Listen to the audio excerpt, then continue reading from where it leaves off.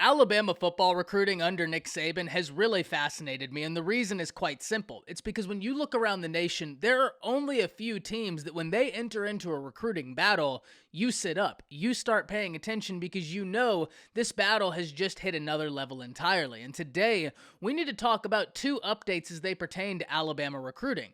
First and foremost, the Crimson Tide get a late addition to their 22 class at a position of need, adding in tight end Miles Kitselman. We need to talk about why that's big, as well as turn our attention to a prospect in the class of 2023 that you need to know in quarterback Eli Holstein, and we need to break it all down. Before we do, as always, y'all know the drill. I need to hear from you. Hop down in the comments why for yes and for no. Do you believe that Alabama will be able to add in Eli Holstein to be a member of the 23 class? And let me know what you're thinking. If you are new to the channel, be sure to subscribe.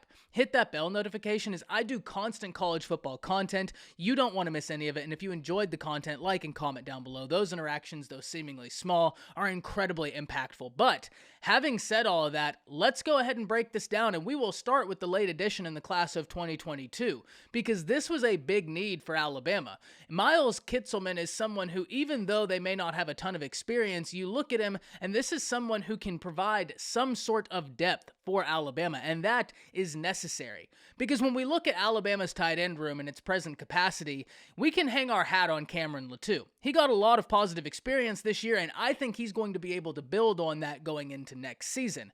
But inevitably, Alabama needs help outside of Cameron Latou. And the Crimson Tide were able to do great things in terms of the recruiting trail and adding in tight ends, bringing in 3 talented tight ends who all of them have something that need to excite the fan base. Whether we're talking about Danny Lewis, who I think is going to be a real sleeper in this class, Amari Nablack, who surged up recruiting rankings, and someone who impressed Nick Saban really heavily. That's a name I think a lot of Alabama fans are really excited to get on campus. And then finally, you have Ethan Brown, a very talented tight end, someone who Alabama fans were over the moon when he initially committed because they knew he was someone who could add really positive depth once he stepped on campus. So Alabama has identified what they need on their team. They've identified that the tight end is a position of need, and they've been able to go out this cycle and really address it through various ways, whether that be through a JUCO or through traditional recruiting means. But Miles Kitselman in and of himself, what does he offer? And first and foremost, he's 6'6", and that in and of itself is impressive. Look, if you're able to block, if you're able to run routes, and you're 6'6", that instantly makes you a red zone mismatch. And if Alabama can run some 12 personnel with 2 tight end sets, if Kitselman proves to be an elite blocker, they can really affect the defense. And make no mistake, if those young guys come in and they show that they're ready, I absolutely think we could see some of them as well. Amari Nablack is a prospect I really can't wait for him to get into Tuscaloosa, because whenever we heard Nick Saban talk about his versatility, this is a guy who could be an ace in the hole for Alabama's offense sooner rather than later.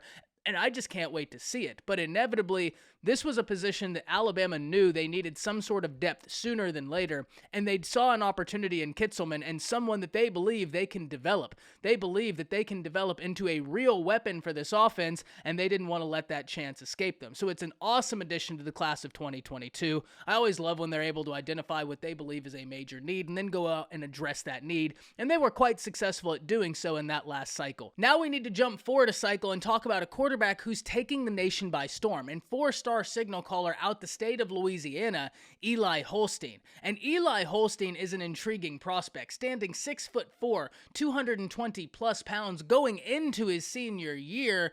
He's someone who posted major measurables when attending the Elite 11. Whenever they did their Spark ratings, he actually holds the new record for quarterbacks, and that's impressive when you look at the names that have come through that camp. This is someone with phenomenal upside, and whenever we look at where he sits in terms of recruiting rankings, he's a top 100 prospect who comes in at number 54 overall in the nation, but he's the number 8 quarterback in all of the class of 2023. And one of the things I talked about when I did my quarterback overview for the class of 2023 was that there were several different guys who could hit 5-star status, and I wouldn't bat an eyelash. And this was one of the names I gave you during that video about a month ago when I was talking about there are passers in this cycle that are really high-ranking 4-stars who have 5-star ability, who play in big leagues or are going to impress in camp scenes, and that could propel them to 5-star status. Lo and behold, a month later, there Eli Holstein is, impressive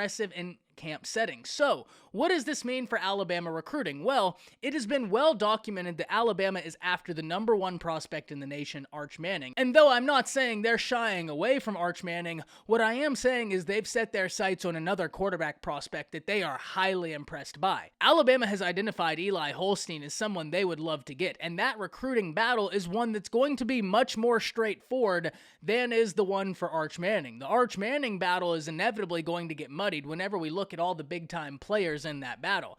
Eli Holstein, on the other hand, I think Alabama feels that they could not only get someone that they like maybe just as much, but also have a much easier path to adding him into the class sooner so that he can start recruiting and getting in offensive playmakers a part of this class, because I always talk about it. You get in a top-rated quarterback in your class, and Holstein is. This kid has got all the abilities you'd want, and you want to talk about freaky measurables, 6'4", 220 pounds plus, and he recorded a 38-inch vertical.